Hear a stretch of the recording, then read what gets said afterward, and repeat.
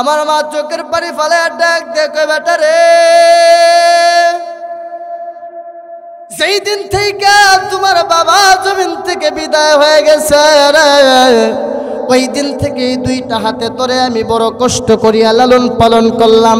ও বেটা, আমার তো বাড়ি নাই, গাড়ি নাই, ধন সম্পদ কিছুই নাই, এই একটা বাড়ি শুধু আছে রে।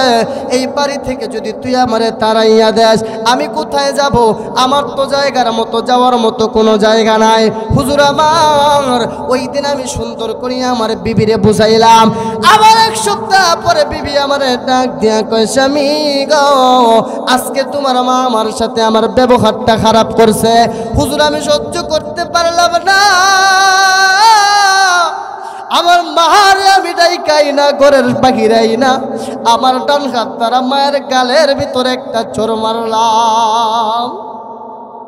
হুজুর আবার মায়ের গালের ভিতরে যখন আমি একটা চোর মারলাম, আমার মা চোখের পানি ফেলায়া জমিনের ভিতরে আসপানের ভিতরে তাকাইয়া ডাক দিয়ে কয়, বেটা রে, 5 বছরের সম্পর্ক সুন্দর একটা বউ পাইয়া এই 25 বছরের জন্ম দুঃখী মারে তুমি ভুইলা গেলা রে। বেটা, বউয়ের কথাটাই তোর আজকে সত্য মনে হইল রে। আমি মার কথাটা একটা বারের জন্য তুই সত্য মনে করলি না। এই হাত দ্বারা তুই আমার আঘাত করলি রে, যেই হাত তুমি লড়াইতে পারতা না, যেই হাত দিয়ে তুমি শক্তি করতে পারতা না, যেই হাত দিয়ে তুমি কথা বলতে পারতা না, যেই হাত তুমি লড়াইতে পারতা না, বেটা রে, আমি মা দোয়া করে দিলাম এই হাত যেন তোর পয়সা যায়, এই হাত দিয়া যেন তুই জানাজা আমি মার না পড়তে পারো। যুবকটা দেখতে বলো, হুজুর আমার মা যেই দিন আমার এই কথাটা বলছে গো, আমার মনে হইছে আমার পায়ের মাটিটা থর থর থর থর করিয়া কাঁপছে। হুজুর আবার একদিন হয়ে গেল, 2 দিন হয়ে গেল, আমি আমার বিবির সাথে পরামর্শ করে জমিনের ভিতরে আমি আমার ওই বাড়ির ভিতরে থাকতে পারলাম না। আমি আমার বিবিটারে লইয়া দূর দেশে আবার যখন আমি চলে গেলাম, 1 দিন যায় 2 দিন যায়, আমি আমার মার খদমতটা ভালো করিয়া লই না, আমি আমার মার খবরটা ভালো করিয়া লই না।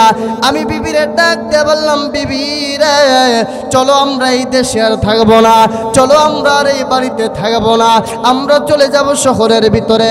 শহরের ভিতরে যখন সময় কাটাইতে লাগলাম, শহরের ভিতরে যখন সময়টা আস্তে আস্তে বাড়তে থাকলো, আউযু বিল্লাহি মিনাশ শাইতানির রাজিম, বিসমিল্লাহির রহমানির রহিম। وقضى ربك ألا تعبدوا إلا إياه وبالوالدين إحسانا. قال النبي صلى الله عليه وسلم الجنة تحت أقدام الأمهات أو قال عليه الصلاة والسلام. পারনা ওয়াদলি বৃত্তিপাড়া ও শেখবাড়ি জামে মসজিদের উদ্যোগে আজকের এই ইসলামী মহাসম্মেলনের মহতারাম সম্মানিত সভাপতি এবং আমার সামনে বসা বাবার বয়সী, দাদার বয়সী, সমবয়সী যুবক ভাই, মাদ্রাসার ছোট ছোট তলেবে আলেম বাচ্চারা এবং বাসা বাড়িতে অবস্থানগত আমার পর্দা নিশি শ্রদ্ধা মা ও বোনেরা, সকলে একবার আল্লাহ জাল্লা শানুহু ওয়া আম্মা মাওয়ালুহুর দরবারে শুকরিয়া আদায় করে মুসলমানের জবানে উচ্চ আওয়াজে একবার পড়ি আলহামদুলিল্লাহ। আল্লাহ তাআলা বলেন, বান্দা যত বেশি নিয়ামতের শুকর গুজার আদায় করবে, আমি আল্লাহ তাআলা বান্দার নিয়ামত তত বেশি বাড়াইয়া দেব। একবার চিৎকার মেরে বলেন না সুবহানাল্লাহ। আর বান্দা নিয়ামত পাওয়ার পরে যদি নিয়ামতের না শুকরিয়া করে, নিয়ামতকে ধিক্কার জানায়, তিরস্কার জানায়, আল্লাহ তাআলা পবিত্র কুরআনুল কারীমের ভিতরে বলেন, লা ইন শাকারতুম লা আযীদান্নাকুম ওয়া লা ইন কাফারতুম ইন্না আযাবি লাশাদীদ। বান্দা, দুনিয়ার জমিনে আমি আল্লাহ তাআলা তোমার নিয়ামত দিলাম, এই নিয়ামতটা পাওয়ার পরে যদি নাশুকরিয়া করো, ধিক্কার জানাও, তিরস্কার জানাও, আমি আল্লাহ যত বড়, আমি আল্লাহর আযাবটাও তো তত বড়। কথা ঠিক কিনা বেঠিক? একটু জোরে বলেন, কথা ঠিক কিনা বেঠিক? আল্লাহ বলেন, বান্দারে আমি আল্লাহ যত বড়, আমি আল্লাহর আযাবটাও তত বড়। তখন আমি আল্লাহ তাআলা তোমার প্রতি রাগান্বিত হইয়া এই নিয়ামত তোমার কাছ থেকে ছিনাইয়া নেই। শুধু তাই না, শক্ত আযাব দ্বারা তোমাদেরকে গ্রেফতার করে ফেলি। এজন্য চিৎকার মেরে বলেন না নাউজুবিল্লাহ। তাহলে আজকের এই জান্নাতের বাগান আপনাদের এলাকার জন্য নিয়ামত কিনা? নিয়ামত না? নিয়ামত তো নিয়ামত। কেমন নিয়ামত? দামি একটা নিয়ামত। নিয়ামত তো নিয়ামত। কেমন নিয়ামত? দামি নিয়ামত। বলা হয় যে কেমন দামি। এই যে জান্নাতের পরিবেশে বসছেন, এই যে জান্নাতের একটা বাগানের মজমার ভিতরে বসছেন, কোরআন সুন্নাহর আলোচনা শুনতেছেন, এটা কি সবার ভাগ্যে নসিব হবে? কথা বলেন, সবার ভাগ্যে নসিব হবে? এই রাস্তা দিয়ে যখন আমাকে নিয়ে আসছে, আপনারা আমার সামনে যত মানুষ আসছেন তার চেয়ে 2 ডবল, এটা বললে ভুল হবে, 5 ডবল মানুষ রাস্তার 2 পাশে আমি দেখছি। কিন্তু আল্লাহকে সবাইকে কবুল করবে? সবাইকে কবুল করবে। সবাইকে যদি আল্লাহ কবুলই করত, আল্লাহ কেন জাহান্নাম বানাইছে? কথা বলেন। আল্লাহ যদি সবাইরে কবুলই করত, আল্লাহর কেল্লিকা ঠেকা বললো জাহান্নামটা তৈরি করা। এজন্য মেরা ভাই, দোস্ত, বুজুর্গ, এই জান্নাতের বাগানের ভিতরে সবাই বসতে পারবে না। এই বাগানে আল্লাহ তাআলা যাদেরকে কবুল করবে তারাই বসতে পারবে। এই বাগানটা দামি তো দামি। কেমন দামি? পৃথিবীর জমিনের ভিতরে এই মজমার ভিতরে আইসা যদি আপনাদের মাগুরার কোনো একটা এমপি বা কোনো একটা মন্ত্রী আইসা বক্তব্য দিত, এই এমপির লগে, মন্ত্রীর লগে পুলিশ থাকতো না, প্রশাসন থাকতো না। কিন্তু এই যে কোরআনের কথা বলতেছি, আমাদের সাথে কি প্রশাসন আছে? আছে। কিন্তু আমাদের চতুর্দিকে কে আছে জানেন? অবাক হয়ে যাবেন। আমাদের চতুর্দিকে প্রশাসনের চেয়েও দামি, র্যাবের চেয়েও দামি, আর্মির চেয়েও দামি এমন একদল প্রশাসন আমাদেরকে দেখাশোনা করতেছে, আর আল্লাহর কাছে দোয়া করতেছে আর বলতেছে, আল্লাহ গো, এই বান্দাগুলো দুনিয়ার জমিনের ভিতরে গানের আড্ডা বাদ দিয়া, দুনিয়ার জমিনের ভিতরে বিবির মায়া বাদ দিয়া, জমির মায়া বাদ দিয়া, সব কিছু বাদ দিয়া এই জান্নাতের বাগানে কোরআনের কথা শুনতেছে, কোরআনের আলোচনা শুনতেছে। মালিক, তুমি তাদেরকে মাফ করে দাও। আল্লাহ বলে, মাফ করি তো করি, শুধু করি না, তোদেরকে সাক্ষী পর্যন্ত বানায় মাফ করি। সুবহানাল্লাহ। দুনিয়ার জমিনের একটা প্রশাসন যদি কোনো এমপি মন্ত্রীকে গিরাও দেওয়ার জন্য আসে, তারা কখনো বলে না যে এমপি সাহেব আমাদেরকে সাইরা দেন বা কোনো কিছু, বা মাফ করেন, এরকম কথা বলে না। তাদেরকে নিয়ে আসা হয়, তারা দেখাশোনা করে, বাস তারা চলে যায়। কিন্তু আমাদের চতুর্দিকে যেই প্রশাসনগুলো আছে, আমাদের চতুর্দিকে যারা আমাদেরকে দেখাশোনা করতেছে, তারা আমাদের জন্য প্রত্যেকটি কথা বলাতে, প্রত্যেকটি কদমে, প্রত্যেকটি চাওয়ায়, প্রত্যেকটি জবানে, প্রত্যেকটি ইশারায়, প্রত্যেকটি চোখের পলকে আল্লাহর কাছে দোয়া করতেছে। সুবহানাল্লাহ। তাহলে এর চেয়ে বড় দামি কোনো মজমা পৃথিবীর জমিনে হইতে পারে? হইতে পারে? এজন্য পরিষ্কার ভাষায় আমি বলবো, আজকের এই কোরআনের বাগান প্রতিদিন পাবেন না। মাইকের আওয়াজ যতদূর পর্যন্ত যাচ্ছে, আপনাদের প্রত্যেকের ভিতরে যদি ইঞ্চিত পরিমাণের ঈমান থাকে, আবু বকরের মতো, ওমরের মতো, হযরতে বেলালের মতো, হযরতে খুবাইবের মতো, যারা প্রকৃতপক্ষের নবীর আশিক রাসূল, যারা প্রকৃতপক্ষের নবীর প্রেমের পাগল, তারা এরকম কোরআনের মজমাকে বাদ দিয়া ওই দুনিয়ার জমিনের গান বাজনা মজমা, গান বাজনা ইত্যাদি মেলার ভিতরে তারা থাকতে পারে। এজন্য মেরে ভাই, দোস্ত, বুজুর্গ, আল্লাহ তাআলা আমাদের প্রত্যেকেই কবুল করুক। জোরে বলেন আমিন। মেরে ভাই ও মোহতারাম, আমি বেশি সময় কথা বলবো না, আপনাদের খেদমতে অল্প কিছু কথা বলবো। ইনশাআল্লাহ আল্লাহ তাআলার কাছে দোয়া করবেন, আল্লাহ তাআলা যেন আমার জবান দ্বারা আপনাদের আমলের নিয়তে কোরআন ও হাদিস থেকে প্রত্যেকটি কথা বের করেন। ওমা তৌফিকি ইল্লা বিল্লাহ। মেরে ভাই, পৃথিবীর জমিনের ভিতরে এমন একটা সময় চলতেছে, এমন একটা সিস্টেম চলতেছে, যেই সময়, যেই সিস্টেম পৃথিবীর জমিনের ভিতরে এক প্রকার দামি নিয়ামতকে আমরা তুল্য তাচ্ছিল্য মনে করতেছি। এজন্য আগেই বলেছিলাম যে আমি এই পৃথিবীর জমিনের ভিতরে আল্লাহ তাআলা প্রত্যেকটি বান্দাকে প্রতিটা নিয়ামত দিয়েছেন অনেক দামি শুধু। এই নিয়ামত পৃথিবীর জমিনের ভিতরে আপনি আমার জন্য অনেক অনেক অনেক দামি। দামি তো দামি, কেমন দামি যা বলা বাহুল্য, যা বলে শেষ করতে পারবো না, যা বলে বুঝায় আপনাদেরকে শেষ করতে পারবো না।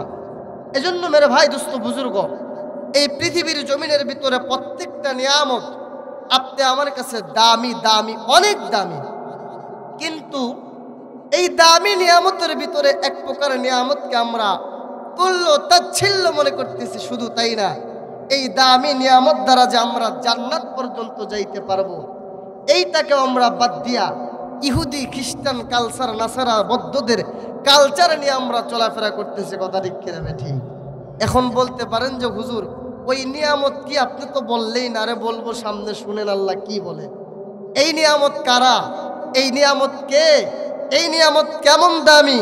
এই নিয়ামত যদি আপনি আমার জন্য দোয়া করে হাত উঠাইতে দেরি হয়, আল্লাহর আরশে যাইয়া কবুল হইতে দেরি হয় না। মেরে ভাই, আল্লাহ তাআলা পবিত্র কোরআনুল কারীমের ভিতরে কি বললেন? বিসমিল্লাহির রহমানির রহিম।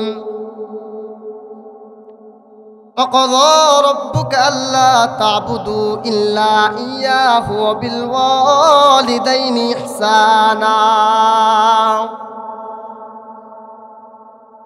আল্লাহ তাআলা সুন্দর করে জানা দিলেন,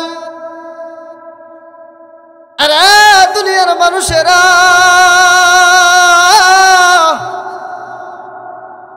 আমি রব সারা পৃথিবীর জমিনের ভিতরে কারো পায়ে সাজদা করা যাবে না।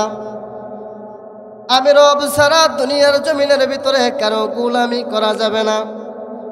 আমি রব সারা দুনিয়ার জমিনের ভিতরে কারো অনুসরণ করা যাবে না। আমি রব্বুল আলামিন সারা জমিনের ভিতরে তোমার সাজদা দেওয়ার মতো উপযুক্ত কাউকে বানানো যাবে না। বলেন তো দেখি বাবা, সাজদা পাওয়ার একমাত্র মালিক কে? এই আল্লাহ তাআলা সুন্দর করে জানিয়ে দেন, আরে দুনিয়ার মানুষেরা, আরে এই জমিনের ভিতরে একমাত্র সাজদা পাওয়ার মালিক হইলাম আমি আল্লাহ।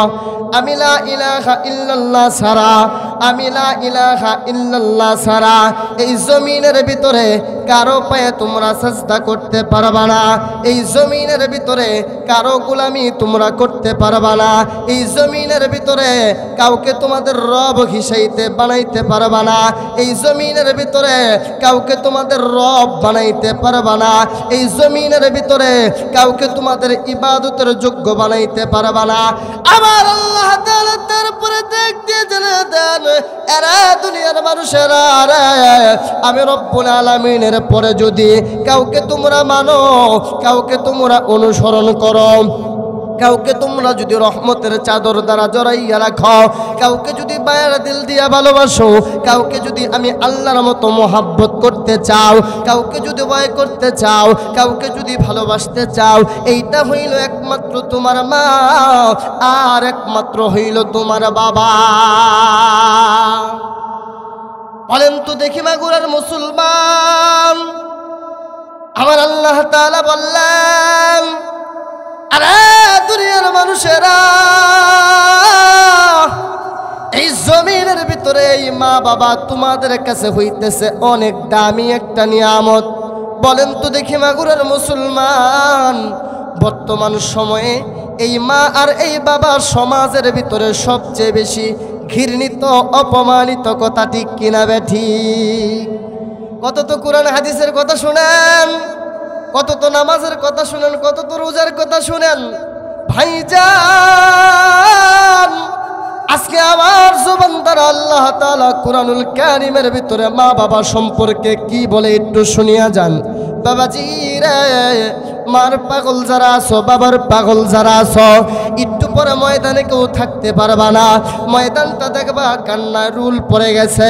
আমার আল্লাহ তাআলা পৃথিবীর মানুষকে কি সুন্দর করে জানায়া দিলেন, আল্লাহ তাআলা জমিনের ভিতরে দুনিয়ার মানুষকে জানা দেন, দুনিয়ার মানুষেরা রে, এই জমিনের ভিতরে তোমরা তোমাদের মা বাবার খেদমত করবা। কেউ তো জান্নাত পাওয়ার জন্য পীরের কাছে যাও, কেউ তো জান্নাত পাওয়ার জন্য অমুক মাজারে যাও, কেউ তো জান্নাত পাওয়ার জন্য অমুক জায়গার ভিতরে যাও, কেউ তো জান্নাত পাওয়ার জন্য তাবলীগে চলে যাও, কেউ তো জান্নাত পাওয়ার জন্য মসজিদের ভিতরে চলে যাও, কেউ তো জান্নাত পাওয়ার জন্য অমুকের কাছে যাও, অমুক পীরের হাতটা ধরিয়ে ফেলো, কেউ তো জান্নাত পাওয়ার জন্য হুজুরের কাছে যাও। আল্লাহ তাআলা ডাক দিয়ে বলে, দুনিয়ার মানুষেরা রে, এই জান্নাত যদি একটু খেয়াল করতা, এই জান্নাতটা যদি একটু তালাশ করতা, এই জান্নাতটা তোমার ঘরের ভিতরে রাইখা দুনিয়ার মানুষ জান্নাত পাওয়ার জন্য জমিনের ভিতরে দৌড়াইলা। আল্লাহর নবী জনাবে মুহাম্মদুর রাসূলুল্লাহ সাল্লাল্লাহু আলাইহি ওয়াসাল্লাম ডাক দিয়ে বলেন, পৃথিবীর মানুষেরা, قال النبي صلى الله عليه وسلم الجنة تحت قدام الأمهات, এই মার পায়ের নিচে, এই বাবার পায়ের নিচে জমিনের ভিতরে প্রত্যেকটা সন্তান, প্রত্যেকটা সন্ততির হইল জান্নাত। দুনিয়ার মানুষ যদি এই জান্নাতটা সুন্দর করিয়া তালাশ করত, জান্নাতটা সুন্দর করিয়া খেদমত করত, আল্লাহর নবী ডাক দিয়ে কই, দুনিয়ার মানুষেরা, প্রত্যেকটা মানুষ জমিন থেকে জান্নাতি হইয়া তারপরে কবরে যাইত। কথা ঠিক কিনা বেঠি? কিন্তু ভাইজান, আপনাদের মাগুরা এলাকাতে এটা খেয়ে দেখবেন, যুবকের ঘরের ভিতরে 10 জন মানুষের রান্না হয়, যুবকের ঘরের ভিতরে 10 জন মানুষের থাকার জায়গা হয়, কিন্তু দামি একটা নিয়ামত মার বাবা জান্নাত, এই জান্নাতের থাকার জায়গা, এই জান্নাতের একবেলার খাবারের জায়গা যুবকের ঘরের ভিতরে হয় না। কথা ঠিক কিনা বেঠে? ভাইজান আবার দিলটা নরম করিয়ে বসিয়েন গো বাবা। আল্লাহর নবীর সাহাবীরা ডাক দিয়ে বলতো, নবীজি গো, এই জান্নাত আমরা কেমন করে হাসিল করব, এই জান্নাতটা আমরা কেমন করে পাব? ইয়া রাসূলুল্লাহ, ইয়া হাবিবাল্লাহ, আমাদেরকে সুন্দর করে একটু বুঝায় দেন, আমাদেরকে সুন্দর করে একটু জানায় দেন। আল্লাহর নবী, বিশ্ব নবী জনাবে মুহাম্মদুর রাসূলুল্লাহ সাল্লাল্লাহু আলাইহি ওয়াসাল্লাম কত সুন্দর করে পৃথিবীর মানুষকে জানায় দিল। আল্লাহর নবীর কাছে একটা সাহাবী এসে প্রশ্ন করলো, আল্লাহর নবীর কাছে এসে একটা সাহাবী প্রশ্ন করিয়া ডাক দিয়া বলে, নবীজি গো, আমি তো যুদ্ধের ময়দানে যেতে চাই, আমি যুদ্ধের ময়দানে যাব, আপনি আমাকে যুদ্ধের ময়দানে নিয়ে চলুন। আল্লাহর নবী ডাক দিয়ে কই, সাহাবী রে, তোমার ঘরের ভিতরে মা আছে কিনা, তোমার ঘরের ভিতরে বাবা আছে কিনা? সাহাবায়ে কেরাম অবাক হইয়া আল্লাহর নবীর এই কথাটা শুনতেছিল। ওই সাহাবীটা চোখের পানি ফেলায় ডাক দিয়ে কয়, নবীজি গো, আমার ঘরের ভিতরে বাবা নাই, আমার ঘরের ভিতরে মা আছে। আল্লাহর নবী ডাক দিয়ে কই, সাহাবী, তোমার ঘরের ভিতরে যদি মা থাকে, আমি বিশ্ব নবী বলে দিলাম, তুমি তোমার মার খেদমত করো, তুমি তোমার মার অনুসরণ করো, তুমি তোমার মাকে মোহাব্বত করো, তুমি তোমার মাকে ভালোবাসো। আমি পয়গম্বর বলে দিলাম, ওই যুদ্ধের ময়দানে যাইলে যেই পরিমাণের তোমার নাকি হইতো, আমি বিশ্ব নবী বলে দিলাম, ওই যুদ্ধের ময়দানে যাওয়ার চাইতেও বেশি নাকি তুমি তোমার মার খেদমত দ্বারা হাসিল করবা। একটু চিৎকারে মেরে বলেন না সুবহানাল্লাহ। আল্লাহর নবীর কাছে আরেকটা সাহাবী প্রশ্ন করে ডাক দিয়া বলে, নবী আবার, নবীজি গো, আমি কার খেদমতটা বেশি করব, আপনি আমার একটু বলে দেন। আল্লাহর নবী ডাক দিয়া কয়, সাহাবী রে, তুমি কার খেদমত বেশি করবা তুমি জানোনি? আরে সাহাবী, 1 নম্বরে যার খেদমতটা বেশি করবা সেইটা হইল তোমার মা।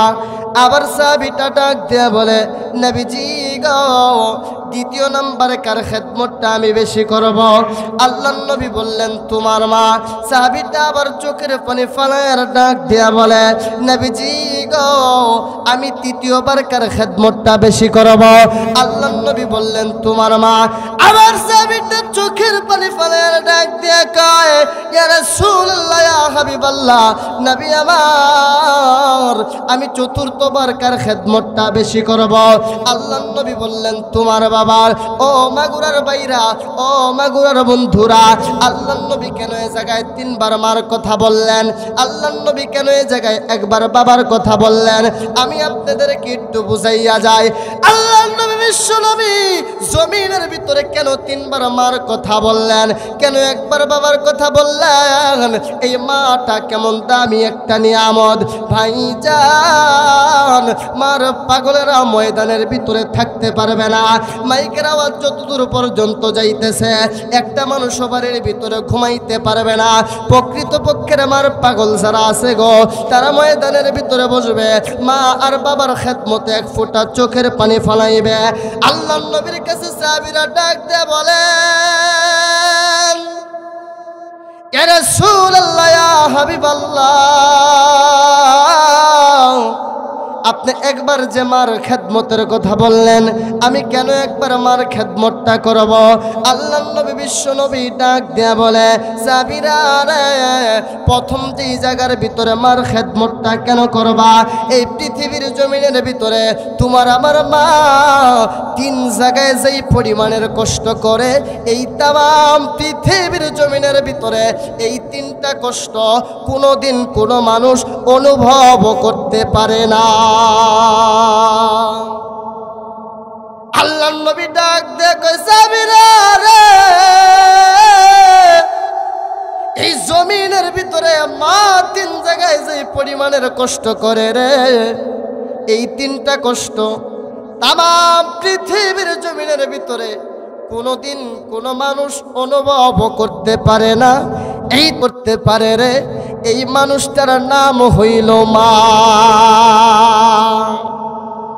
আল্লাহর নবীকে বলা হলো, নবীজি আমার, এক নাম্বার প্রথম কোন জায়গায় আমার আপনার মা কষ্ট করে? আল্লাহর নবী ডাক দেখো, সাহাবীরা রে, প্রথম যেই জায়গায় তোমার আমার মা কষ্ট করে, সাহাবীরা, প্রথম যেই জায়গায় মা কষ্ট করে, এক নাম্বার জায়গার নামটা হইল গো বাবা। এই সন্তানটা যখন পেটের ভিতরে আসে, একটা সন্তানের বয়স যখন 8 মাস হয়ে যায়, 9 মাস হয়ে যায়, এই 9 মাসের বাচ্চা, 8 মাসের বাচ্চা কিন্তু পেটের ভিতরে হাত লড়াইতে পারে। এই 9 মাসের বাচ্চা, 5 মাসের বাচ্চা, 8 মাসের বাচ্চা, 10 মাসের বাচ্চা কিন্তু পেটের ভিতরে পা লড়াইতে পারে। কথা ঠিক কিনা বে ঠিক? এই 8 মাসের বাচ্চা, 9 মাসের বাচ্চা পেটের ভিতরে যখন পা লড়ায়, হাতটা যখন লড়াইতে পারে, মাঝে মাঝে নিজের শরীরটা পেটের ভিতরে যখনই দিতে পারে, আরে সাহাবীরা, এই 9 মাসের বাচ্চা লইয়া, 5 মাসের বাচ্চা লইয়া, 8 মাসের বাচ্চা লইয়া তোমার আমার মা খানা খাইতে বসলে খাইতে পারে না, রাত্রেবেলা ঘুমাইতে গেলে ঘুমাইতে পারে না। তোমার আমার মা শুধুমাত্র গলা কাটা মুরগির মতো বিছানার এই পাশে যায়, ওই পাশে যায়। বাচ্চার মাথাটা মায়ের নাভির দিকে থাকে গো, পা দুইটা বাচ্চাটার মার কলিজার বরাবর থাকে। বাচ্চার কলিজা বরাবর যখন, মার কলিজা বরাবর যখন বাচ্চার দুইটা পা জমিনের ভিতরে থাকে রে, রাত্রের 1টা 2টা যখন বাইজা যায়, তোমার আমার বাবা সহ তোমার আমার মার সাথে যখন ঘুমাইছে, গভীর রাতে আব্দুর রহিমের বাবা ডাক দিয়ে কয়, বিবি রে, গভীর রাত হয়ে গেছে, এখনো কেন তুমি ঘুমাও না? বিবি চোখের পানি ফেলায় ডাক দিয়া কয়, ওগো পানের স্বামী, এই পেটের ভিতরে যেই বাচ্চাটা আছে গো, মাঝে মাঝে কলিজা বরাবর এক একটা লাথি আমারে মারে গো। আমার মনে হয় কলিজাটা ফাইটা আমি জমিন থেকে বিদায় হয়ে যাব রে। আল্লাহর নবী ডাক দিয়ে কয় সাবিরা রে, এই কষ্টটা তামাম জমিনের ভিতরে কোনো মানুষ কোনোদিন অনুভব করতে পারবে না। এইটা যেই মানুষটা অনুভব করতে পারে গো, ওই মানুষটার নাম একটু জোরে বলেন কে? আরো জোরে বলেন কে? এই মানুষটার নাম হইল তোমার আমার মা। আল্লাহর নবীর কাছে আবার প্রশ্ন চলে আসলো, নবীজি গো, দ্বিতীয় জায়গায় মা কোথায় কষ্ট করে? আল্লাহর নবী ডাক দিয়া বললেন, সাবিরা, দ্বিতীয় জায়গায় কোন জায়গায় মা কষ্ট করে তোমাদেরকে একটু শোনাই। সাবিরা রে, দ্বিতীয় জায়গায় মার কষ্টের জায়গাটা হইল, ওই কষ্টের জায়গাটা এই 10 মাস 10 দিনের বাচ্চাটা পৃথিবীর জমিনের ভিতরে যেই দিন ভূমিষ্ঠ হবে, পৃথিবীর জমিনের ভিতরে যেই দিন আগমন করবে, এই 10 মাস 10 দিনের বাচ্চা লইয়া তোমার আমার মা ঘরের ভিতরে ঘুমাইতে পারে না, তোমার আমার মা ঘরের ভিতরে খানা খাইতে পারে না, তোমার আমার মা শুধুমাত্র এই বাড়িতে যায়, ওই বাড়িতে যায়, খালার বাড়ি যায়, চাচার বাড়ি যায়, নানার বাড়ি যায়, দাদার বাড়ি যায়, মুরব্বী মহিলাদের কাছে যায়, আর চোখের পানি ফালাইয়া ডাক দিয়া বলে, মারা গো, আমার মনে হয় আজকের দিনটাই বিদায়ের দিন হয়ে যাবে। ওগো মা, আমি যদি দুনিয়ার জমিন থেকে চলে যাই, আপনারা আমাকে মাফ করিয়ে দিয়েন।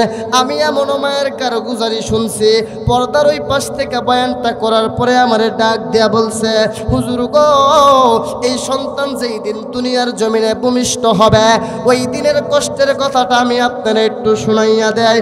আগো হুজুর আমার, এই সন্তান যেই দিন দুনিয়ার জমিনে ভূমিষ্ঠ হবে, ওই দিনের ব্যথাটা আমি পৃথিবীর জমিনের ভিতরে সহ্য করতে পারলাম না।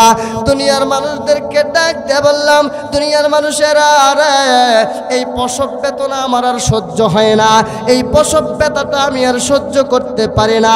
আগো দুনিয়ার মানুষেরা, আমার চাচিরা, আমার খালারা, আমার ফুফুরা, যদি তোমরা পারো গো, আমার একটা দাও, আমার একটা বটি দিয়া দাও, আমি নিজের গলা কেইটা নিজে জমিনের ভিতরে মৃত্যুবরণ করি, আমি নিজের গলা কেইটা নিজে জমিনের ভিতরে মারা যাই, তারপরে এই প্রসব ব্যথা আমার সহ্য হয় না।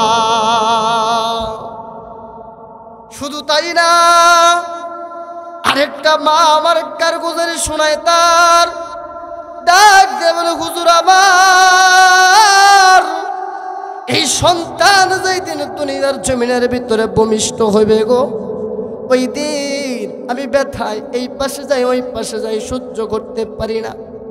বাড়ির মানুষদেরকে ডাক দিয়ে বললাম, মানুষেরা রে, যদি পারো গো, 1 বোতল বিষ আমার আইনা দাও, এই বিষ খাইয়া জমিন থেকে বিদায় হয়ে যাই, তারপরে এই প্রসব ব্যথা আমার সহ্য হয় না। আল্লাহর নবী ডাক দিয়া কয়, সাবিরা রে, এই কষ্টটা যেই মা সহ্য করতে পারে, এই কষ্টটা যে মানুষটা সহ্য করতে পারে, ওই মানুষটার নাম হইল মা। এই দ্বিতীয় জায়গার কষ্টটা তামাম জমিনের ভিতরে কোনোদিন কোনো মানুষ অনুভব করতে পারে না। এই দুইটা জায়গার কষ্টটা যারা সহ্য করতে পারে, যারা অনুভব করতে পারে, তাদের নাম হইল মা।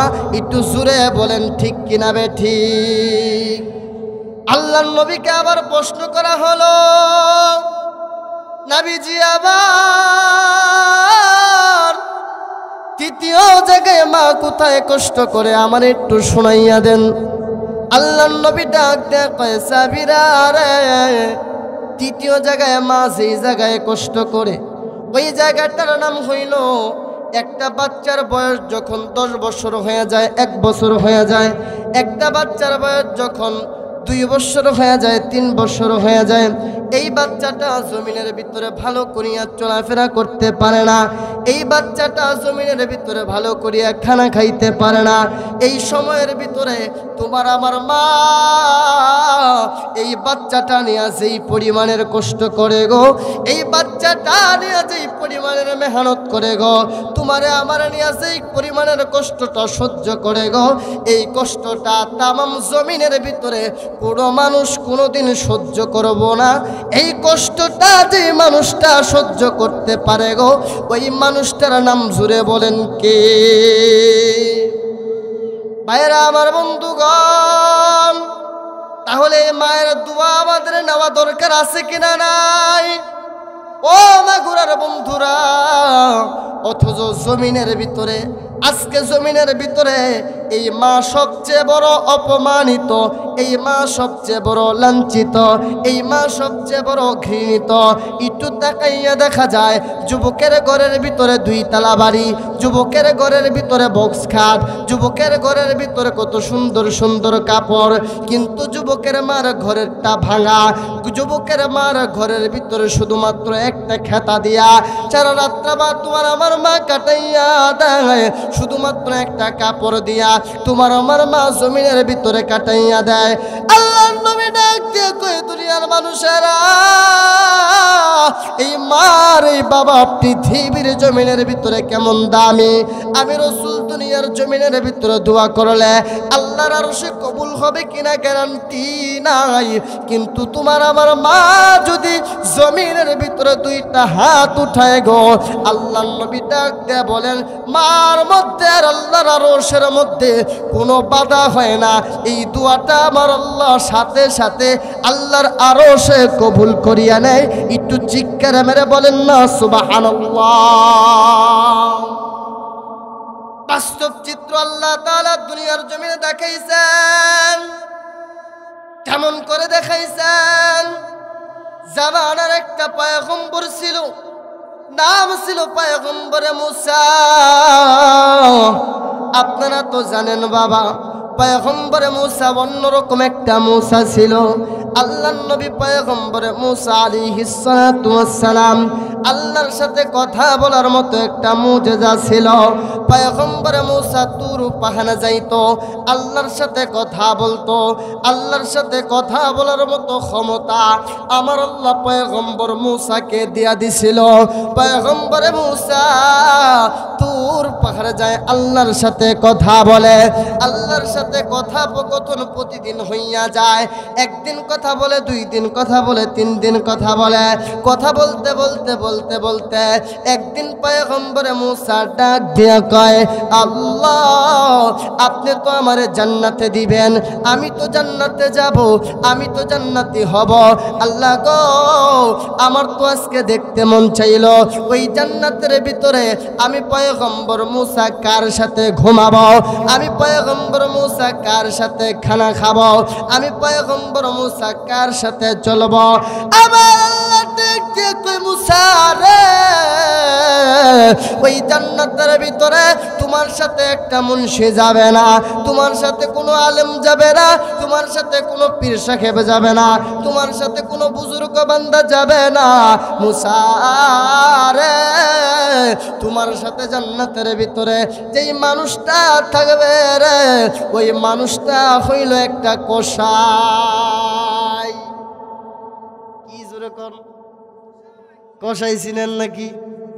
আপনাদের মাগুরাতে আছে না কসাই? কসাই কি করে? কি করে? গরু গড়া কাটে, গুস্ত কাটে।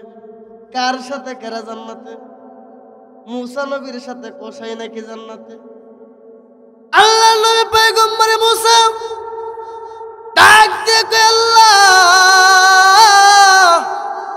তুমি আর লোক খুঁজা পাইলা না, আমার সাথে একটা কসাই জান্নাতে যাব। আল্লাহ নবী ডাক দিয়ে বলার পরবর্তীতে আল্লাহ তাআলা ডাক দিয়ে কয়, মুসা রে, এটা একটু তাকাইয়া দেখো না, দুনিয়ার যেমন তেমন কসাই না, একটু খোঁজ নিয়ে দেখ এটা কেমন কসাই। পয়গম্বর মুসাও ডাক দিয়া কয়, কি এমন আমল করার কারণে আমি নবীর সাথে একটা কসাই জান্নাতের ভিতরে যাব? মালিক, আর আমার দিলের ভিতরে সহ্য হয় না, মাওলা গো, ওই কসাইটারে আমার একটু সাক্ষাৎ করায়া দাও। আল্লাহ তাআলা ডাক দিয়ে কই, মুসা রে, যা যা। মনে মনে কল্পনা করিয়া ডাক দিয়া বলে, আমি সারাটা দিন নজর করে তাকাইয়া দেখলাম এই কষায়ের ভিতরে এমন কোনো আমল পাইলাম না যেই আমল করার কারণে এই কষাইটা আমি মূসার সাথে জান্নাতের ভিতরে থাকবে। সুতরাং যেহেতু আমি এই সারা দিনের ভিতরে তার কোনো ওই রকম আমল পাইলাম না, আমি যাই যাই যাই যাই আমি তার বাড়িতে চলে যাই। যদি দেখি গো বাড়িতে তার কোনো আমল আমি পাই, যে আমলটা করার কারণে এই কসাইটা আমি পয়গম্বর মূসার সাথে জান্নাতে থাকবে। কিন্তু কসাইটা পয়গম্বর মূসাকে এখনো ভালো করে চিনে নাই, দেখছে নাম শুনছে কিন্তু কি করে নাই, চিনে নাই।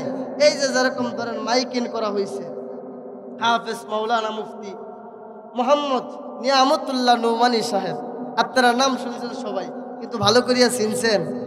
এখন স্টেজে যদি বসে ভালো করে চিনবেন, পরিচয় না দিলে একটু জোরে কথা বলেন, চিনবেন কি চিনবেন না? কিন্তু আমনে ভাবে এই কসাইটা পয়গম্বর মূসা আলাইহিস সালাতু ওয়াস সালামের নাম শুনছে, কিন্তু পয়গম্বর মূসাকে চিনে না, পয়গম্বর মূসাকে দেখে নাই, পয়গম্বর মূসাকে সুন্দর করিয়া বুঝেও নাই। এ মূসা, কার নাম মূসা, কার নাম মূসা? তদানীন্তনকালে সবাই শুধু জানে একটা আল্লাহর বড় বুজুর্গ বান্দা আছে, একজন পয়গম্বর আছে গো, যার নাম হইল পয়গম্বরে মূসা। এইবার কসাইটা বাড়ির দিকে যখন রওনা হয়ে গেল, কসাইটা যখন সামনের দিকে আগাইতেছে, পয়গম্বরে মূসা শুধুমাত্র পিছনে পিছনে হাঁটতেছে, সামনের দিকে আগে আগায় না। যখন কসাইয়ের বাড়ি পর্যন্ত চলে আসলো, এমন অবস্থায় পয়গম্বরে মূসাকে কসাইটা বারান্দায় বসতে দিয়া ডাক দিয়ে বলে, পথিক ভাই আপনি একটু বারান্দায় বসেন, আমি আপনার সাথে একটু পরে সাক্ষাৎ করব। পয়গম্বর মূসা শুধুমাত্র নজর করিয়া তাকাইয়া দেখতেছে, একটা ভাঙা জানালা দিয়া দেখা যায় এই ঘরের ভিতরে এলোমেলো অবস্থায় চুলগুলো একটা দেখা যায়, কে জানি শুয়ে আছে, কাপড়গুলো এলোমেলো, চুলটা তার এলোমেলো, ভিতরে একটা মানুষ ঘরের ভিতরে শুয়ে আছে। পয়গম্বরে মূসা নজর করে শুধুমাত্র তাকায়া তাকায়া দেখতেছে, কিছুই বলতে পারে না।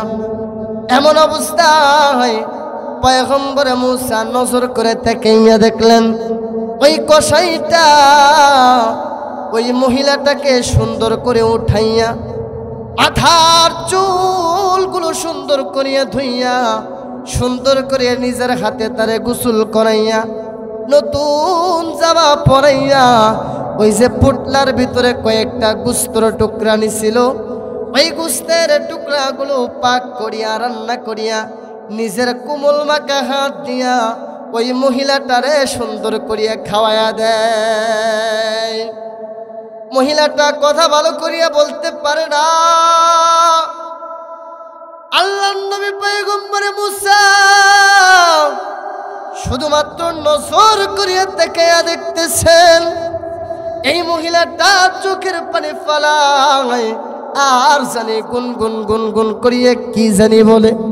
এই কসাইটা ওই মাকে মহিলাকে যখন খাবার খাওয়ানো শেষ হয়ে গেছে, খাবারটা শেষ করিয়া পয়গম্বর মূসার কাছে এসে ডাক দিয়া বলে, পথিক ভাই আমি আপনাকে বড় কষ্ট দিয়া দিলাম, ও পথিক ভাই আপনি বলুন এবার কি আপনাকে আমি সহযোগিতা করতে পারি, আপনি কেন কোথায় থেকে আসছেন, কি জানতে চান, কি জানতে চান? মুহূর্তের ভিতরে পয়গম্বর মূসা ডাক দিয়া বলেন, আরে কসাই, আল্লাহু আকবার, আরে কসাই আমি তোরে সুন্দর করিয়া নজর করিয়া তাকাইয়া দেখলাম, কসাই রে বাজার থেকে আসার পরে আমি নজর করিয়া তাকাইয়া দেখলাম ওই ঘরের ভিতরে আওলা কেসে পাগল বেশে কাপড়গুলো এলোমেলো দেখা যায়, একটা বৃদ্ধ মহিলারে তুমি সুন্দর করিয়া গোসল করাইলা, একটা বৃদ্ধ মহিলারে তুমি সুন্দর করিয়া জামা পরাইলা, একটা বৃদ্ধ মহিলাকে তুমি সুন্দর করিয়া খাবার খাওয়াইলা। আরে কসাই, এই মহিলাটা তোর কি হয়? এই মহিলাটা কে কে কে আমার কাছে একটু বলো না। কসাইটা ডাক দে বলে, ও পথিক ভাই, আমি জানি না আপনি কে, আমি জানি না আপনি কে, আমি আপনারে ভালো করিয়া চিনি না, আমি আপনারে ভালো করিয়া জানি না। তবে আপনার কাছে বলতে চাই, এই মহিলাটার কেউ না, এই মহিলাটা হইল আমার জনম দুঃখী মা। ও বাবা, দিলটা নরম কইরো গো বাবা। এক ফোঁটা চোখের পারে যদি আজকের এই জান্নাতের ময়দানে পড়ে যায়, ভাগ্যবান হবে তারা গো, যাদের চোখের পানিগুলো ময়দানের ভিতরে পড়বে। এইবার পয়গম্বর মুসা ডাক দিয়া বলে, কসাই রে, আমি সুন্দর করে তাকাইয়া দেখলাম, তুমি যখন তোমার মারে খানা খাওয়াইতেছিলা, তুমি যখন তোমার মারে খাবার খাওয়াইতেছিলা, এই মুহূর্তের ভিতরে আমি নজর করে তাকাইয়া দেখলাম তোমার মা চোখের পানিগুলো ঝরনার মতো সেইরা ঠোঁট বিড়বিড় বিড়বিড় করে কি যেন জমিনের ভিতরে বলতেছে। আরে কসাই, তোমার মা জমিনের ভিতরে কি বলতেছে আমার কাছে একটু বলো না, আমার কাছে একটু বলিয়া দাও। অদুস্ত দিলটা নরম হবে যাদের, আল্লাহ তাআলা কবুল করবে তাদের। আল্লাহর নবী তো বলেন, ক্বালান নবী সাল্লাল্লাহু আলাইহি ওয়াসাল্লাম, হুমা জান্নাতুকা ওয়া হুমা নারুকা, এই মাই হইল তোমার জান্নাত, এই মাই হইল তোমার জাহান্নাম। তুমি যদি চাও এই মা দিয়া জমিনের ভিতরে জান্নাত কামাই করতে পারো, তুমি যদি চাও এই মা দিয়া জমিনের ভিতরে জাহান্নাম কামাই করতে পারো, মুহূর্তের ভিতরে কসাইটা ডাক দিয়া বলে, পথিক ভাই, আমি প্রতি রাত এইভাবে আমার মারে সুন্দর করিয়া খাবার খাওয়াই, আমার মার কাপড়টা আমি পরিষ্কার করি। পথিক ভাই, সুন্দর করি আমার মারে যখন আমি প্রতি রাতে এইভাবে খাবারটা খাওয়াই, আমার মার মুখের ভিতরে যখন আমি গোস্তের টুকরা টুকরা গুলো ছিঁড়িয়ে আমার মার মুখের ভিতরে দেই, আমার মা চোখের পানিগুলো ফালে ফালে কান্দে আর ডাক দিয়া কয়, আল্লাহ গো, আমার সন্তানকে জমিনের ভিতরে আমি কিছুই দিতে পারলাম না। এগো আমার মালিক আল্লাহ, আমি আমার সন্তানকে বাড়ি দিতে পারলাম না, আমি আমার সন্তানকে গাড়ি দিতে পারলাম না। ও দয়ের মালিক, মায়ের মালিক আল্লাহ, আমি শুনছি, জানছি, বুঝছি, এই পৃথিবীর জমিনের ভিতরে মায়ের দোয়া তুমি আল্লাহ কবুল করিয়া নাও। এই পৃথিবীর জমিনের ভিতরে তুমি মায়ের দোয়া আরশের ভিতরে কবুল করিয়া নাও। এই পৃথিবীর জমিনের ভিতরে তুমি মায়ের দোয়া খালি হাতে কখনো ফিরাও না। আল্লাহ গো, আমি মা হইয়া আমার সন্তানের জন্য দোয়া করলাম, আমি আমার সন্তানকে টাকা দিতে পারলাম না, আমি আমার সন্তানকে বাড়ি দিতে পারলাম না, আমি আমার সন্তানকে গাড়ি দিতে পারলাম না, আমি আমার সন্তানের জন্য দোয়া করলাম, আমার সন্তানটাকে তুমি এই জামানার সবচেয়ে বড় বুজুর্গ, এই জামানার সবচেয়ে বড় আল্লাহর ওলি, এই জামানার সবচেয়ে বড় পয়গম্বর, এই জামানার সবচেয়ে বড় নবী, তুমি ওই নবী পয়গম্বর মুসার সাথে জান্নাতে রাইখো। এই কথাটা শোনার পরে পয়গম্বর মুসার চোখ দিয়ে ঝরনার মতো পানি পড়তেছে। কসাই লোকটা ডাক দিয়ে কই, পথিক ভাই, আবার এই কথাটা শুনিয়ে কেন আপনার চোখের পানি ফালায় কান্দেন? ও পথিক ভাই, আপনি কেন কেন চোখের পানিটা ফালাইতেছেন? পয়গম্বর মুসা ডাক দিয়ে কয়, কসাই রে, তুমি তো একটু আগে বললা এই দোয়া কোনোদিন কবুল হবে কিনা, কবুল হবে কিনা। আরে কসাই, আমার আল্লাহ তোর দোয়াটা কবুল করে নিছে রে, আমার আল্লাহ তোর মার দোয়া কবুল করে নিছে রে। কসাই রে, আমি হইলাম জামানার নবী পয়গম্বরে মুসা, আমার আল্লাহ আমারে পাঠাইছে, আমি পয়গম্বর মুসা তোরে সুন্দর করিয়া শুনিয়া দিলাম, কাল কিয়ামতের কঠিন ময়দানে ওই জান্নাতের ভিতরে তুমি কষাই, আমি পয়গম্বর মুসার সাথে ঘুমাইবা, আমি পয়গম্বর মুসার সাথে খানা খাইবা। বলেন তো দেখি তাহলে মায়ের দুয়ার পাওয়ার আছে কিনা নাই? আর একটু জোরে বলেন পাওয়ার আছে কিনা নাই? হয় নাই আর একটু জোরে বলেন আছে কিনা নাই? তাহলে এই মায়ের খেদমত দরকার আছে কিনা নাই? একটু জোরে বলেন আছে কিনা নাই?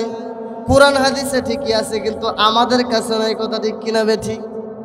কোরআন হাদিসে ঠিকই আছে, কিন্তু আমাদের কাছে নাই। কথা ঠিক নাকি বেঠিক?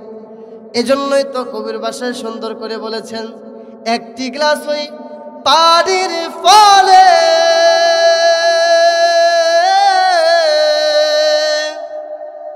আরে বাইজিদের কুলে তুলে,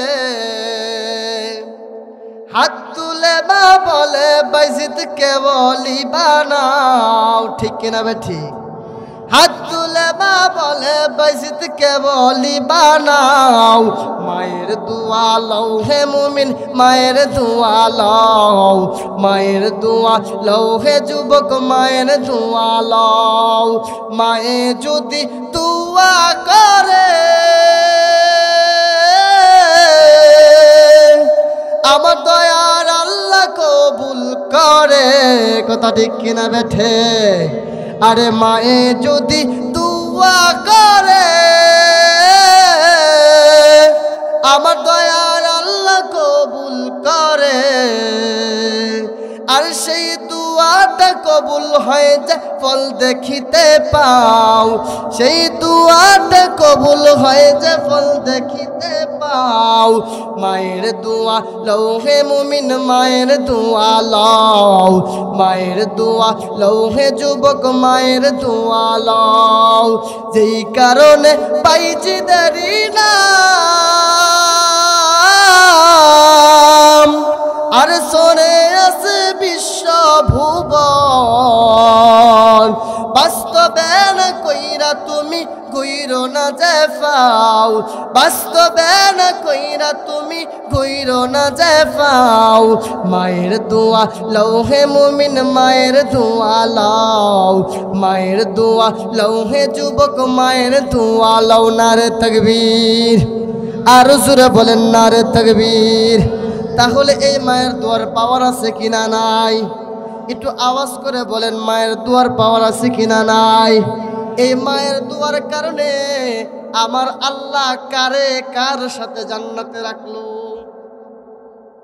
জোরে বলেন কারে কার সাথে জান্নাতে, কারা কার সাথে জান্নাতে? আমি বাবা ময়মনসিংহের মানুষ, ভাষা বুঝুননি আমার ভাষা কি বোঝা যায়? কথা বোঝা যায় তো নাকি? মার দোয়ার বরকতে আমার আল্লাহ কিন্তু একটা কসাই হওয়ার পরে গোশত কাটে। এই কসাই হওয়ার পরে আমার আল্লাহ পয়গম্বর মুসার সাথে জান্নাতে রাখে। তাহলে বাজান আমার, এই মায়ের দোয়া যেরকম কবুল হয়, মায়ের বরদোয়াও ওই রকম কবুল হয়। কথা ঠিক কিনা বেঠিক? একটু জোরে বলেন কথা ঠিক কিনা বেঠিক? আরে দুস্তুরে আবার মার দোয়া যেই রকম আমার আল্লাহ কবুল করিয়া নেন, মায়ের বরদোয়াও কিন্তু আমার আল্লাহ জমিনের ভিতরে ওই রকম কবুল করিয়া নেয়। এই জন্য দোস্ত আমার, এই মার কাছ থেকে বরদোয়া নেওয়া যাবে না, এই বাবার কাছ থেকে বরদোয়া নেওয়া যাবে না। এই মাটারে খেদমত করতে হবে গো, এই বাবাটারে খেদমত করতে হবে। ভাইজান, এই মায়ের বরদোয়ার কারণে কত মানুষ জাহান্নামী হয়ে গেল। এই মায়ের বরদোয়ার কারণে পৃথিবীর জমিনের ভিতরে কত মানুষ ধ্বংস হয়ে গেল। এই মায়ের বরদোয়াটা যারা নিছ গো, ব্যবসা করবা, ব্যবসায় উন্নতি পাবা না। এই মাটারে যারা কষ্ট দিছ গো, তোমার টাকা পয়সা হবে, টাকা পয়সা থাকবে না। এই মাটারে যারা কষ্ট দিছ গো, তোমার বাড়িঘর হবে, তোমার বাড়িঘর পর্যন্ত টিকবে না। আগো আমার পর্দাদেশে মা, ঠাই বলি গো আমার মা, এই মাটারে কখনো কষ্ট দিও না, এই বাবাটারে কখনো কষ্ট দিও না। এই মার বরদুয়াটা কেমন করে কাজে লাগে। আমাদের বড় বড় বুজুর্গরা সুন্দর করিয়া জমিনের ভিতরে সত্য ঘটনা লিখে রাখছেন। তেমনই একটা সত্য ঘটনা, সিরিয়ার দামেস্কের ভিতরে আল্লাহর এক বান্দা মসজিদের ভিতরে নামাজ পড়তেছে, সুন্দর করিয়া রুকু সাজদাগুলো আদায় করতেছে। এত সুন্দর করিয়া নামাজ পড়ে আল্লাহর আরেকজন ওলি মসজিদের ভিতরে আগমন করলো। আল্লাহর ওলিটা মসজিদের ভিতরে আগমন কইরা সুন্দর করিয়া নজর করিয়া তাকাইয়া দেখে আল্লাহর বান্দা কত সুন্দর করিয়া নামাজ পড়ে, রুকুগুলো কত সুন্দর করিয়া আদায় করে, সাজদাটা কত সুন্দর করিয়া আদায় করে। কিন্তু আল্লাহর বান্দা নজর করে তাকাইয়া দেখলো ওই যুবকের হাতটা কেমন জানি কাগজ দিয়া বাঁধা, ওই যুবকের হাতটা কেমন জানি কাপড় দিয়া বাঁধা। ওই যুবকটা হাতটা লড়াইতে পারে না। ওই যুবকটা হাতটা সুন্দর করিয়া গলার ভিতরে ঝুলাইয়া রাখছে। এই যুবক সুন্দর করিয়া নামাজ আদায় করার পরবর্তীতে এই হাতটা যখন লড়াইতে পারল না, আল্লাহর বান্দার মনে মনে একটা ভয় জাগলো, মনে মনে একটা আশা জাগলো, মনে মনে একটা কৌতূহল জাগলো। আল্লাহর বান্দা এত সুন্দর করিয়া নামাজ পড়তেছে, আল্লাহর বান্দা এত সুন্দর করিয়া রুকু সাজদা গুলো আদায় করতেছে, কিন্তু আল্লাহর বান্দার হাত থেকে আল্লাহর বান্দা কেন হাতটা এভাবে বাঁধছে? যুবক মানুষ তো দেখা যায় এত সুন্দর করিয়া নামাজ আদায় করতেছে, নামাজ তো ঠিকই পড়ে, কিন্তু যুবকের চোখ দিয়া কেন পানি পড়তেছে? নামাজটা যখন শেষ হয়ে গেল, ওই আল্লাহর বান্দা ওই যুবকটাকে প্রশ্ন করলো। ওই যুবকটাকে প্রশ্ন করে ডাক দিয়া বলল, ও যুবক, তুমি তো এত সুন্দর করিয়া নামাজ পড়তেছ, তুমি তো এত সুন্দর করিয়া রুকু সাজদা আদায় করতেছ, তোমার নামাজটা তো বড় ভালো লাগলো, তোমার নামাজটা তো আমার কাছে বড় সুন্দর লাগলো, কিন্তু যুবক রে, আমি একটা জিনিস বুঝিয়া পাইলাম না, এই হাত দিয়ে তুমি রুকু সাজদা গুলো আদায় করতে পারলা না, এই হাত কেন তোমার বুকের উপরে বাঁধা? ভাজন আমার একটু বাস্তব একটা চিত্র একটু শুনেন। ও মাগুরার মার পাগলেরা, এখন বাবা দিলটা নরম করে দিও গো, এক ফোঁটা চোখের পানি ময়দানে ফলাইও। আমি অল্প সময়ে বয়ান শেষ করে চলে যাব গো বাবা, জীবনের শেষ বয়ান মনে করে বয়ান করতেছি গো বাবা।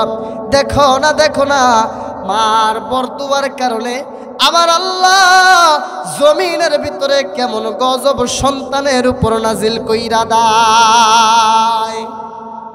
এই যুবকটা ডাক দেয় বলে, হুজুর আমার হাতটা কেন বাঁধা? আপনি আমার প্রশ্ন করিয়েন না। আল্লাহর ওলি ডাক দেখো যুবক, আমি নজর করে তাকাইয়া দেখলাম তোমার নামাজটা আমার কাছে বড় ভালো লাগলো, আমি নজর করে তাকাইয়া দেখলাম তোমার রুকু সাজদাগুলো আমার কাছে বড় ভালো লাগলো। ও যুবক, কিন্তু আমি তাকাইয়া দেখলাম তোমার চোখের পানিতে মসজিদের টাইসটা পর্যন্ত ভিজে গেছে, তোমার হাতটা বুকের উপর বাঁধা। রে কি তোর মনের ভিতরে কষ্ট? বল, আমার একবার বল, তোর মনের ভিতরে কি এমন কষ্ট? যুবকটা ডাক দেয়া কয়, ও আমার হুজুর, ও আল্লাহর বান্দা, আপনার কাছে আমি বলতে চাই না, তারপরেও যেহেতু আপনি আমার বাধ্য করতেছেন, আমি আপনার কাছে একটু বলি গো, এই প্রতিফল হইল, এই চোখের পানি ফালানোর কারণ হইল আমার মা আমার প্রতি অসন্তুষ্ট ছিল। তাহলে তুমি কেন তোমার কাপড় দ্বারা হাতটা কেন পেঁচাইয়া রাখছো? যুবকটা ডাক দিয়ে কই, হুজুর আমার এই হাত যদি আমি মসজিদের ভিতরে খুইলা দেই, আমার হাত থেকে এমন একটা পচা দুর্গন্ধ বের হবে, এই মসজিদের ভিতরে কোনো মানুষ আমার এই দুর্গন্ধের কারণে প্রবেশ করতে পারবে না। আল্লাহর ওলির দিলের ভিতরে আরো অনুশোচনা থাকলো। একটু আগে বলল চোখের পানিটা ফালানোর কারণ হইল তার মার বরদুয়া অভিশাপ। হাত থেকে কেন দুর্গন্ধ আসে একটু শুনবো। আল্লাহর ওলি ডাক দিয়ে কইরে, যুবক খুইলা বল, আমার কাছে সব কথা বল। কেন তুমি চোখের পানিটা ফালাইলা? কেন তোমার হাত থেকে এত দুর্গন্ধ আসে? কেন তোমার হাতটা পচে গেল রে? যুবকটা ডাক দেয়া কই, হুজুর আমার বাড়ি হইল সিরিয়ার অমুক এলাকার ভিতরে। আমার মা জমিনের ভিতরে আমার বড় কষ্ট করিয়া লালন পালন করছে। জমিনের ভিতরে শিশু অবস্থায় আমি আমার বাবাটারে হারাইছি। আমার মা জমিনের ভিতরে এক বেলা খাবার খাইতো, 2 বেলা না খাইয়া থাইকা এই টাকা জমাইয়া আমার সুন্দর করিয়া লেখাপড়া করাইল, সুন্দর করিয়া বড় ভার্সিটিতে আমার পড়াইল। উচ্চ শিক্ষায় শিক্ষিত হইয়া আমি জমিনের ভিতরে যখন আগমন করলাম, আমার মা আমার ভার্সিটির ভিতরে পড়াইল। এই ভার্সিটির ভিতরে পড়ানোর সময় সুন্দরী রূপবতী একটা মেয়ের সাথে আমার সম্পর্ক হয়ে গেল। এই মেয়েটারে পছন্দ হওয়ার কারণে এই মেয়েটারে আমি জমিনের ভিতরে বিবাহ করে ফেললাম। হুজুর গো, দীর্ঘদিন যাবত আমি বাড়িতে আগমন করি না, দীর্ঘদিন যাবত আমি বাড়িতে আসি না। আমার মার কেমন অবস্থা তাও আমি ভালো করিয়া জানি না। এলাকার মানুষগুলো আমার মার ডাক দিয়ে কয়, আরে আব্দুর রহিমের মা, তোমার সন্তানের কথা তুমি ভুলিয়া যাও। এত কষ্ট করিয়া সন্তানটা লালন পালন করলা, এই সন্তানটা এখন তোমার কথা শুনে না, এই সন্তানটা এখন তোমার কথা মানে না। ভাইজান, দিলটা নরম করিয়ে একটু বসিও, দেখো না মায়ের বরদুয়া আমার আল্লাহর কাছে কেমন কবুল হইয়া যায়। এইবার যুবকটা ডাক দেয় বলে, হুজুর আবার ওই মেয়ের সাথে যখন আমার সম্পর্ক হইয়া যায়, ওই মেয়ে আমার ডাক দিয়ে বলে, এখনই আমার বিবাহ করতে হবে। হুজুর গো, আমি আর ঠিক থাকতে পারলাম না। আমার মাকে আমি না জানাইয়া জমিনের ভিতরে মেয়েটাকে আমি বিবাহ করে ফেললাম। এই মেয়ের সাথে বিবাহ করার পরবর্তীতে দীর্ঘদিন পরে আমি বাড়িতে মহিলাটাকে নিয়ে আসলাম, আমার বিবিটাকে নিয়ে আসলাম। আমি নজর করে তাকাইয়া দেখলাম আমার মা জনম দুকিয়ে থিমের মতো রাস্তার দিকে তাকাইয়া আছে। আমি যখন গাড়ি থেকে নামবো, এই মুহূর্তের ভিতরে তাকাইয়া দেখলাম আজ থেকে দীর্ঘ 4 বছর আগে আমার মা আমারে যেই জায়গা থেকে গাড়িতে উঠাইয়া দিছিল, এই জায়গার ভিতরে আবার মা আইসা সুন্দর করে একটা গাছটা ধরিয়া গাছের সাথে মাথাটা লাগায়া চোখের পানি ফালাইয়া কাঁদতেছে। আমি যখন নামলাম গাড়ি থেকে, আমার সুন্দরী বিবিটাও যখন নামলো, আমার মা আমার সুন্দর করিয়া জড়ায়া ধরলো। ওগো হুজুর, আবার আমার বিবি এইটা দেখা সহ্য করতে পারলো না। আমি আমার মাকে ডাক দিয়ে বললাম, মা গো, আমি তোমারে না জানাইয়া বিবাহ করে ফেলছি। আমার মা সুন্দর করিয়া ডাক দিয়ে বলল, বেটারে, এত কষ্ট করিয়া তোরে আমি লালন পালন করলাম, তুমি জমিনের ভিতরে বিবাহ করে ফেললা, একবার আমি মারে জানানোর মতো সময় তুমি মনে করলা না। যাই হোক বাবার, যেহেতু জমিনের ভিতরে তুমি খুশি, আমি মাও খুশি। ওগো হুজুর, আমার দীর্ঘদিন যাবত আমার মার আমার বিবির সম্পর্কটা বড় ভালো। একদিন যায়, 2 দিন যায়, আমার মার সাথে আমার বিবির সম্পর্কটা আস্তে আস্তে ভালো হয় না। আমি যখন বাজার থেকে কাজ করে আসি, আমি যখন আমার কর্মস্থল থেকে আসি, আমি আইসা দেখি আমার বিবির সাথে আমার মার বড় ঝগড়া। আমার বিবি ঘরের ভিতরে যাওয়ার পরবর্তীতে আমার মার বিষয়ে আমার অনেক কথাই বলে, অমুক করে তমুক করে, তোমার মা মানে এত পরিমাণের আঘাত দেয়। আজকে একটা ফয়সালা করবা, হয়তো জমিনের ভিতরে তোমার মা থাকবে, নয়তো আমি থাকবো, নয় হয়তো এই বাড়ির ভিতরে তুমি থাকবা, একদিন দুই দিন যায়, আমি আমার মাকে সুন্দর করিয়া বুঝাই। আমার মা সুন্দর করিয়া ডাক দিয়া বলে, বেটা রে, এই 4 বছরের সম্পর্কে সুন্দর একটা বিবি পাইয়া 23 বছরের মারে বুইলা গেলা। আরে বেটা রে, এই 4 বছরের সম্পর্কের ভিতরে তোমার বিবির কথাটাই সত্য মনে হইল, আমি মার কথাটা সত্য মনে হইল না। হুজুর আমি বিশ্বাস করলাম না। একদিন যায়, 2 দিন যায়, 3 দিন যায়, আবার 1 সপ্তাহ পরে বিবি আমার ডাক দিয়া বলে, আর আজকে তোমার মা আমারে আরো বড় কষ্ট দিছে, এই রাগান্বিত আমি সহ্য না করতে পাই না। আমি আমার মারে সুন্দর করিয়া ডাইকাই না বললাম, না গো, হয়তো এই বাড়িতে তুমি থাকবা, নয়তো আমরা থাকবো। আমার মা চোখের পানি ফেলে ডাক দিয়ে কয়, বেটা রে, যেই দিন থেকে তোমার বাবা জমিন থেকে বিদায় হয়ে গেছে রে, ওই দিন থেকে 2টা হাতে তোরে আমি বড় কষ্ট করিয়া লালন পালন করলাম। ও বেটা, আমার তো বাড়ি নাই, গাড়ি নাই, ধন সম্পদ কিছুই নাই, এই একটা বাড়ি শুধু আছে রে। এই বাড়ি থেকে যদি তুই আমারে তাড়াইয়া দেস, আমি কোথায় যাব? আমার তো জায়গার মতো যাওয়ার মতো কোনো জায়গা নাই। হুজুর আমার ওই দিন আমি সুন্দর করিয়া আমার বিবিরে বুঝাইলাম। আবার 1 সপ্তাহ পরে বিবি আমারে ডাক দিয়া কয়, স্বামী গো, আজকে তোমার মা আমার সাথে আমার ব্যবহারটা খারাপ করছে। হুজুর আমি সহ্য করতে পারলাম না,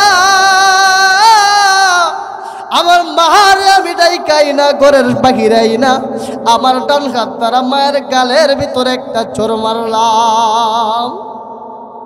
হুজুর আমার মায়ের গালের ভিতরে যখন আমি একটা চোর মারলাম, আমার মা চোখের পানি ফেলায়া জমিনের ভিতরে আসমানের ভিতরে তাকাইয়া ডাক দিয়ে কয়, বেটা রে, 5 বছরের সম্পর্ক সুন্দর একটা বউ পাইয়া এই 25 বছরের জন্ম দুঃখী মারে তুমি ভুইলা গেলা রে।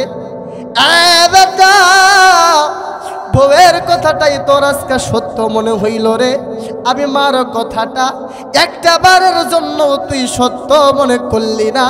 এই হাত দ্বারা তুই আমার আঘাত করলি রে, যেই হাত তুমি লড়াইতে পারতা না, যেই হাত দিয়ে তুমি শক্তি করতে পারতা না, যেই হাত দিয়ে তুমি কথা বলতে পারতা না, যেই হাত তুমি লড়াইতে পারতা না, বেটা রে, আমি মা দোয়া করে দিলাম, এই হাত যেন তোর পয়সা যায়, এই হাত দিয়া যেন তুই জানাজা আমি মার না পড়তে পারো। যুবকটা দেখতে বলো, হুজুর আমার মা যেই দিন আমার এই কথাটা বলছে গো, আমার মনে হইছে আমার পায়ের মাটিটা থর থর থর থর করিয়া কাঁপছে। হুজুর আবার 1 দিন হয়ে গেল, 2 দিন হয়ে গেল, আমি আমার বিবির সাথে পরামর্শ করে জমিনের ভিতরে আমি আমার ওই বাড়ির ভিতরে থাকতে পারলাম না। আমি আমার বিবিটারে লইয়া দূর দেশে আবার যখন আমি চলে গেলাম, 1 দিন যায়, 2 দিন যায়, আমি আমার মার খদমতটা ভালো করিয়া লই না, আমি আমার মার খবরটা ভালো করিয়া লই না। আমি বিবিরে ডাক দিয়ে বললাম, বিবি রে, চলো আমরা এই দেশে আর থাকবো না, চলো আমরা আর এই বাড়িতে থাকবো না, আমরা চলে যাব শহরের ভিতরে। শহরের ভিতরে যখন সময় কাটাইতে লাগলাম, শহরের ভিতরে যখন সময়টা আস্তে আস্তে বাড়তে থাকলো, এমন অবস্থায় একদিন আমার কানের ভিতরে খবর চলে আসলো, ও আব্দুর রহিম, তোমার ঘরের ভিতরে যেই জনম দুঃখী মাটারে তুমি নাই খাইছিলা, এই জনম দুঃখী মাটার জমিনের ভিতরে জীবিত নাই, এই জনম দুঃখী মাটা জমিন থেকে বিদায় হয়ে গেছে। হুজুর আমি সহ্য করতে পারলাম না, আরে যার ময়দানে মানাই 1 ফোঁটা চোখের পানি ফালায়া দেখো না রে বাবা, কত পরিমাণের মাটারে কষ্ট দিছ রে, কত পরিমাণের বাবাটা কষ্ট দিছ রে। আজকে মাহফিল শেষ করিয়া বাড়িতে যাইয়া দুনিয়ার জমিনের সবার ঘরের দরজা খোলা পাইলেও ওই জনম দুঃখী মারা দরজাটা খোলা পাবা না। এই যুবকটা এবারে ডাক দে বলে, হুজুর আমার, আমি নজর করে এই কথাটা শোনার পরবর্তীতে এক সেকেন্ড সহ্য করতে পারলাম না। তখন আমার মনে হইল ওই যে আমি আমার মার গালের ভিতরে একটা আঘাত করছিলাম, ওই সময় যে আমার মা একটা বরদুয়া দিছিল, এই বরদুয়াটা আবার কবুল হইয়া যায় কিনা এই দিকে আমি লক্ষ্য করিয়া আমি বাড়িতে গেলাম না, আমি অফিসের ভিতরেও গেলাম না। আমি সুন্দর করে একটা গাড়ি দইরা আমি আমার গ্রামের বাড়ির উদ্দেশ্যে যখন রওনা হয়ে গেলাম, শহর থেকে আমার বাড়ির দূরত্বটা ছিল মাত্র 4 ঘন্টার রাস্তা। এই 4 ঘন্টার রাস্তার মধ্যে আমার আল্লাহ আমার এমন একটা ভেজালের ভিতরে ফালাইয়া দিল, আমার আল্লাহ আমার এমন একটা ঝামেলার মধ্যে ফালাইয়া দিল। এই 4 ঘন্টার রাস্তা 24 ঘন্টায় ফুরাইতো না, এমন একটা ঝামেলার ভিতরে আমি পড়ে গেলাম, এমন একটা বেজালের ভিতরে আমি পড়ে গেলাম। এলাকার মানুষগুলো আমার বারবার ফোন দিয়ে ডাক দিয়ে কয়, এই আব্দুল্লাহ তোমার মাল্লাসটা আর কতক্ষণ সময় লাগবে? 4 ঘন্টা হয়ে গেছে, আর কত সময় লাগবে? 5 ঘন্টা হয়ে গেছে, আমার কত সময় লাগবে? যুবকটা ডাক দিয়ে কয়, হুজুর গো আমার তখন থেকে মনে হয়ে গেছে গো ওই যে আমার মা জমিনের ভিতরে দাঁড়ায় বলছিল, বেটা রে আমার জানাজা যেন তুমি না পড়তে পারো। ও হুজুর গো এই দোয়াটা যে আমার আল্লাহ কবুল করিয়া নিছে তার বাস্তব প্রমাণ আমি এখন পাইলাম। এই যুবকটা এই মুহূর্তে ডাক দেয় বলে, হুজুর আমার বাড়ি থেকে শহরের দূরত্বের রাস্তায় 4 ঘন্টা। আমি আমার এলাকার মানুষদেরকে ডাক দিয়ে বললাম, এলাকার মানুষেরা রে এই 4 ঘন্টা আমার মাল্লাসটা একটু উপরে রাখো না। আমি আব্দুর রহিম আইসা, আমি আব্দুল্লাহ আইসা, আমি জাফর মিয়া আইসা আমার লাশটা আমার মাল্লাসটা আমি কবরে নামাবো, আমার মার দাফন কাফনটা আমি করব। হুজুর আমার 4 ঘন্টার জায়গায় যখন 10 ঘন্টা হয়ে গেল, 1 ডাবলের 2 ডাবল যখন হয়ে গেল, এলাকার মানুষগুলো বড় পেরেশান হয়ে গেল, এলাকার মানুষগুলো বড় পাগল হয়ে গেল। এলাকার মানুষগুলো ডাক দিয়ে কয়, আরে এলাকাবাসীরা রে এই ছেলে আর বাড়িতে আসবে না, এই ছেলে আর তার মার দাফন কাফনে আসবে না। যেই ছেলে জমিনের ভিতরে মারে আঘাত করছে, যেই ছেলে মারে ফালায় রেখা বিবি নিয়া শহরে বাসা বানছে, এই ছেলে আর আসবে না। আমরা 4 ঘন্টার জায়গায় 10 ঘন্টা অপেক্ষা করলাম, এই ছেলে তো আর আসে না, এই লাশটা তো আর উপরে রাখা যাবে না, জলদি করো এই মারে জমিনের ভিতরে দাফন কাফনটা শেষ করে ফেলি। হুজুর আমার মার জানাজাটা যখন শেষ হয়ে গেল, আমার মাকে যখন কবরে নামাইলো, তার 2 ঘন্টা পরে আমি বাড়িতে চলে আসলাম। এলাকাবাসীরা কবর থেকে সবাই যখন যার যার বাড়িতে যায়, মুহূর্তের ভিতরে কবরস্থানের পাশে যাইয়া আমি দাঁড়াইলাম, যাইয়া ডাক দিয়ে বললাম, চাচা গো, কাকা গো, মামা গো, লাশটা কি আর 2 ঘন্টা রাখতে পারলা না? এলাকার মানুষগুলো আবার ডাক দিয়ে কয়, আব্দুল্লাহ রে এই লাশটা 1 ঘন্টা না 2 ঘন্টা না, যে জায়গায় 4 ঘন্টার কথা বলছো এই জায়গায় লাশটা আমরা 10 ঘন্টা তোমার জন্য অপেক্ষা করেছি, তারপরেও তুমি আসো না। এই লাশটা এখন আমরা আর কত সময় রাখবো? লাশটা আমরা জমিনের ভিতরে দাফন করে দিছি, তোমার কপালে তোমার মার জানাজা নসিবের ভিতরে লেখা নাই। আব্দুল্লাহ দেখতে এলাকার মানুষেরা রে এইটা যে আমার কপালে লেখা নাই, এইটা আবার তোমাদের এখন বলা লাগবে না। আমি আমার মার গালের ভিতরে যেই দিন একটা আঘাত করছিলাম, ওই দিন আমার মা যে চোখের পানি ফেলায় কান্না করছিল, ওই দিন আমার মা যে বলছিল, বেটা রে এই হাত তুমি একদিন লড়াইতে পারছো না, বেটা রে এই জবান দ্বারা একদিন কথা বলতে পারছো না, বেটা রে এই জমিনের ভিতরে দাঁড়ানোর মতো শক্তি তোমার একদিন ছিল না। আমি মা এত কষ্ট করিয়া জমিনের ভিতরে সব কিছু তোমারে করে দিলাম রে। ও বেটা এই হাত দিয়ে তুমি আমারে আঘাত করলা, এই জবান দিয়ে তুমি আমারে কথা বললা, এই মনটা দিয়ে তুমি আমারে কষ্ট দিলা। ও বেটা এই হাত যেন তোমার আমার আল্লাহ জমিনের ভিতরে এই হাতটা যেন পুনায়া দেয়, এই জবানটা যেন তোমার বন্ধ করে দেয়, তুমি যেন আমার জানাজা ভিতরে না আসতে পারো। আব্দুর রহিম এবারে ডাক দেয় এলাকার মানুষেরা, তখন যে আমার আল্লাহ আমার মার দোয়াটা কবুল কইরা নিছে গো। ওই সময় থেকে আমি বুঝতে পারছি। এইবার যুবকটা ডাক দিয়া বলে, হুজুর আমার, তখন আমি আমার মার জানাজার ভিতরে শরীক হইতে পারলাম না।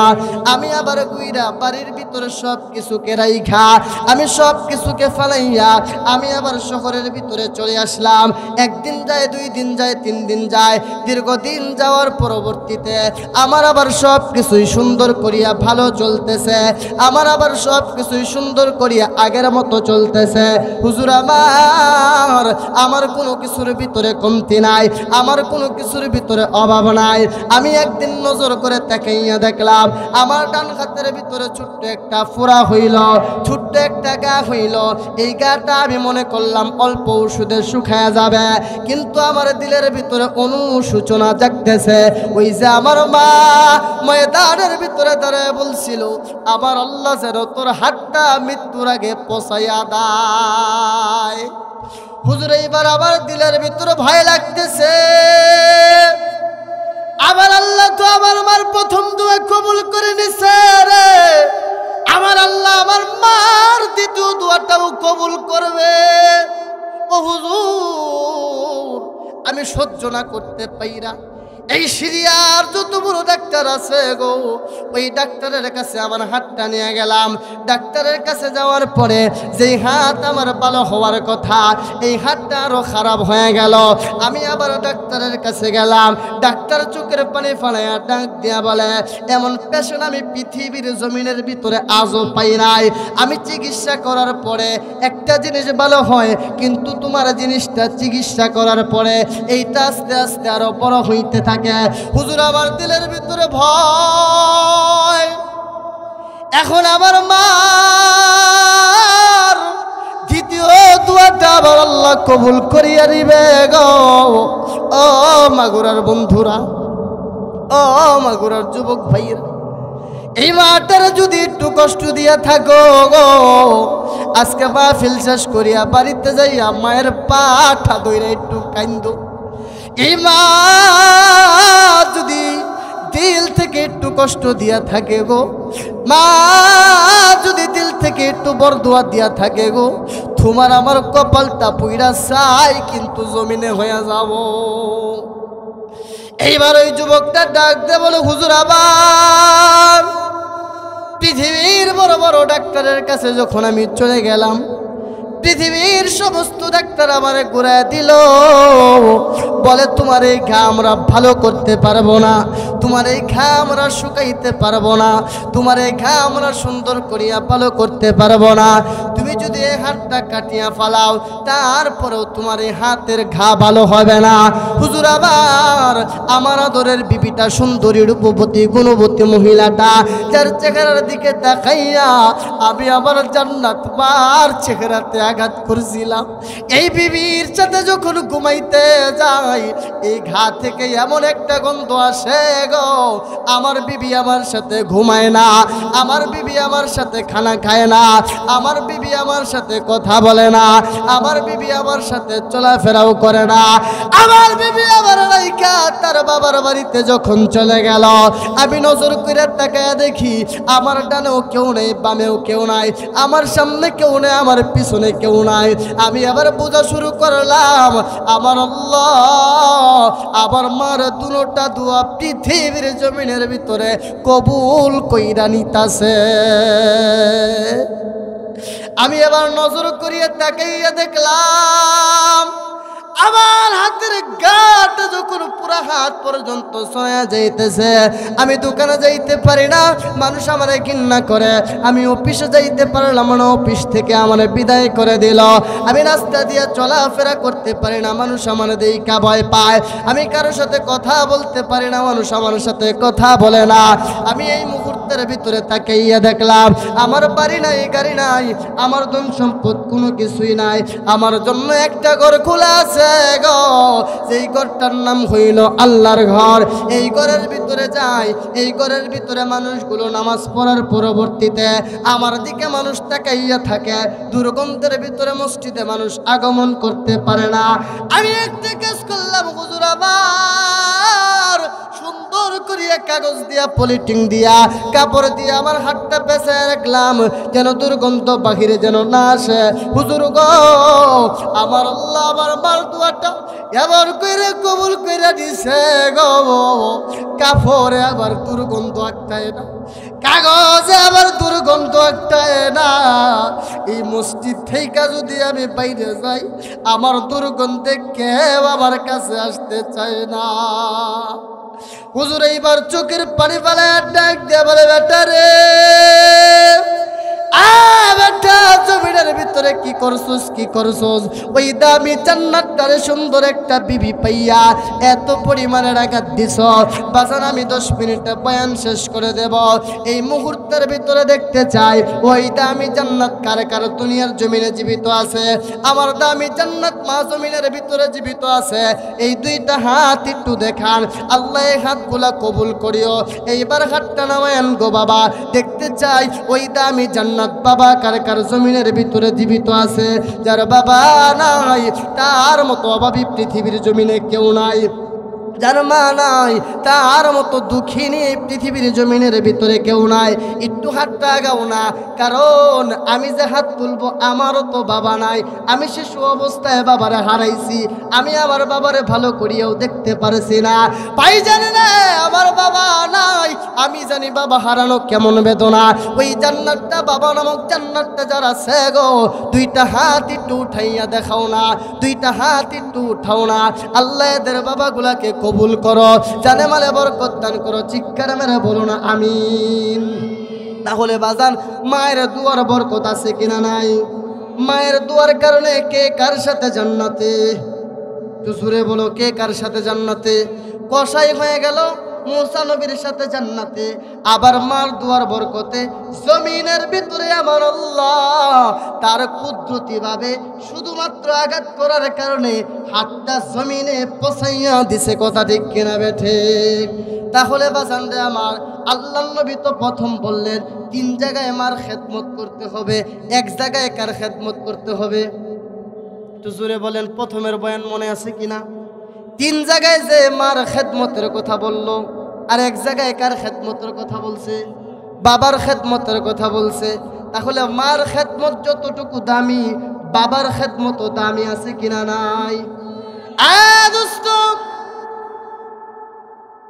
এই পৃথিবীর জমিনের ভিতরে বাবা কেমন একটা দামি নিয়ামত, যার নাই তার দিকে তাকাইলে বোঝা যায় কেমন দামি নিয়ামত। দোস্ত রে, এই নিয়ামতটা যারা আছে গো, একটু কদর কইরো, মূল্য দিও। আর যার জমিনের ভিতরে নাই তার মতো দুঃখী, তার মতো অভাবী এই পৃথিবীর জমিনের ভিতরে কেউ নাই। দোস্ত আমি বাস্তব চিত্র দেখছি, বাস্তব চিত্র দেখছি। কত ঈদের নামাজ পড়াইছি আমি ময়মনসিংহের ঐতিহ্যবাহী ঈদগাহে ময়দানে, একটা ঈদগাহ ময়দানে ঈদের নামাজ যারা পড়ায় তারা কিন্তু আগে আগে চলে যায়। আমি সকাল 6টায় ঈদগাহে যাইয়া ঈদগাহের মেম্বারটার ভিতরে বৈশা খুতবাটা হাতে নিয়ে চোখের পানিগুলো ফালাইছি। ঈদগাহে যখন এইভাবে সামিয়ানা টাঙ্গায় চতুর্দিকে কিন্তু বেড়া দেয় না, আবার চোখ যত দূর পর্যন্ত যায় আমি নজর কইরা তাকে দেখছি গো, ছোট ছোট বাচ্চারা, ছোট ছোট ছেলেরা বাবার আঙ্গুলটা ধইরা ঈদগাহে আগমন করে গো। আমি ওই টাইমে চোখের পানি ফালায় কাঁদছি আর বলছি, নাই নাই রে নাই, আমার থইতামি জান্নাতটা নাই। আমি কার হাত ধরিয়া ঈদগাহে যাব রে? আমি কার হাত ধরিয়া যাব? দোস্ত, এই ময়দানে যার বাবা নাই ওই ব্যক্তিটা আমার মতো দুঃখিনী, আমার মতো অভাবী। আমি দেখবো রে বাবা, ওই ব্যক্তিটা ময়দানের ভিতরে 1 ফোঁটা চোখের পানি ফলাইবা, আবার আল্লাহরে সাক্ষী একটু কইরা যাবারে। শুধু তাই না, আমি নজর করিয়া তাকায় দেখছি, মাঝে মাঝে যখন মার্কেটে যাই আমি নজর করে তাকে দেখি গো, কত বাচ্চা বাবার হাতটা ধরিয়া ডাক দেয়া বলে, বাবা আমি অমুকটা কিনবো, অমুকটা কিনবো। আমি আব্দুল্লাহ ওই টাইমে চোখের পানি ফালে কান্দি আর বলি গো নাই নাই নাই নাই, ওই দামি জান্নাতটা আমারও যে নাই, আমি কার হাতটা ধরিয়া বলবো রে? আয় আমরা দুইজনে মিলিয়া একটু মার্কেট করতে যাই গো বাবা। ও বাজান রে আমার, ওই বাবা থাকলে একটু খেদমত করিও, ওই বাবাটারে কষ্ট দিও না, ওই বাবাটারে মোহাব্বত কইরো, ওই বাবাটারে ভালোবাইসো। আমি 2 মিনিটে বয়ান শেষ করে দেব। এই ময়দানের ভিতরে দেখতে চাই ওই বাবাটা কার কার আছে গো বাবা। একটু হাতটা ধরিয়া ওই বাবাটারে ধরিয়ে একটু চোখের পানি ফলাইবা। কান্না ছাড়া আল্লাহর ওলি হওয়া যায় না, কাঁদতে পারে তারা আল্লাহর ওলি হইব যারা। এই ময়দানের ভিতরে একটু এই দিক সেই দিক তাকায় দেখেন, আপনার বাবা তা ময়দানের ভিতরে উপস্থিত আছে কিনা, আপনার বাবা ময়দানের ভিতরে উপস্থিত আছে কিনা। আরে দোস্ত, জমিনের ভিতরে কত মানুষের হাতটা ধরিয়া কান্না করলা, জমিনের ভিতরে কত মানুষ ধরিয়া কান্না। আমি আব্দুল্লাহর বাবা যদি আজকে জীবিত থাকতো, আমি আব্দুল্লাহর বাবা যদি স্টেজের ভিতরে থাকতো রে, আমি পা 2টা জড়ায় ধইরা কান্না করতাম। আমার নয়, আমি বুঝি, তোমার আছে তুমি কিন্তু বুঝতেছো না। আমি বয়ানটা 2 মিনিটের ভিতরে শেষ করে দেব। আমি একটু তাকাইয়া দেখব, একটু নজর করিয়া দেখব, আমি মুসাফির মানুষ, তোমাদের জন্য দোয়া করব। ওই বাবাটারে জড়ায় ধরে একটু কান্না করবা। একটা যুবক একটু দাঁড়ায় যা আর আমার আল্লাহর একটু সাক্ষী কর। একটা যুবক একটু দাঁড়া দাঁড়া দাঁড়া দাঁড়ে, একটু বাবাটারে জড়ায় ধরে কার। আমার এই বাবা পাগল হইয়া গেছে, একটু বাবাটারে জড়ায় ধরে কান্দো না। ছাত্ররা একটু উস্তাদটা জড়ায় ধরে কান্দো না। আর যারা আমার মতো এতিম হয়ে গেছো, নাই বাবা নাই, আয় আয় আয়, আমি মুসাফিরের হাতটা ধইরা একটু কান্না কইরা যা। ডাক দে বলো, হুজুর গো, আপনি বাবা হারাইছেন, আমিও তো বাবাটা হারাইলাম। ও হুজুর, আপনি বাবা হারাইছেন, আমারও তো বাবা নাই। আয়না রে আয় আয় আয় আয় আয় আয় আয় আয়, আল্লাহর কোন বান্দাটা শোনা, আমার হাতটা ধরিয়ে একটু কান্না কর। হুজুর, আমার বাবা নাই, আপনারও তো বাবা নাই। আমার বাবা থাকলে আমি জড়ায় ধরে কান্না করতাম, আপনারও তো বাবা নাই, আমিও তো কান্না করতে পারলাম না। হুজুর, আপনার হাতটা ধরিয়া কান্না করলাম, আমার বাবার জন্য একটু দোয়া কইরেন। এতগুলো মানুষের মধ্যে নাই কি ময়দানের ভিতরে কারো বাবা নাই? বাবার কাছে জড়ায় ধরে কান্না করলে কোনো লজ্জা নাই, আমার আল্লাহ কবুল করবে। আয় না রে আয় না রে আয় না রে। যারা বাবা নাই, আমি মুসাফির মানুষ, হাতটা বাড়ায় দিলাম, একটু স্টেজের ভিতরে আয়, 1 মিনিট আমার আল্লাহর দেখায়া কান্না কর। আমার আল্লাহ আসমান থেকে তাকায়া দেখতেছে, আমার নবী মদিনা থেকে তাকায়া দেখতেছে। তোর দেখুন যুবকটা সরে, আমি মুসাফির মানুষের হাতটা ধরিয়া কান্না করবা নাই কিরে বান্দা? একটা মানুষ কি নাই? 1 মিনিট আমার হাতটা ধরিয়া কান্না করবা, বলবা হুজুর কত রাত্রি বাবা ঠারে কষ্ট দিছি, কতদিন এই বাবা ঠারে কষ্ট দিছি। এই বাবাটারে কষ্ট দেওয়ার পরে একটা দিন বাবাটারে বাবা ভুলিয়া ডাকতে পারি নাই। আমি মুসাফির হাতটা বাড়াইলাম, নাই কোনো আল্লাহর বান্দা আসার মতো রে।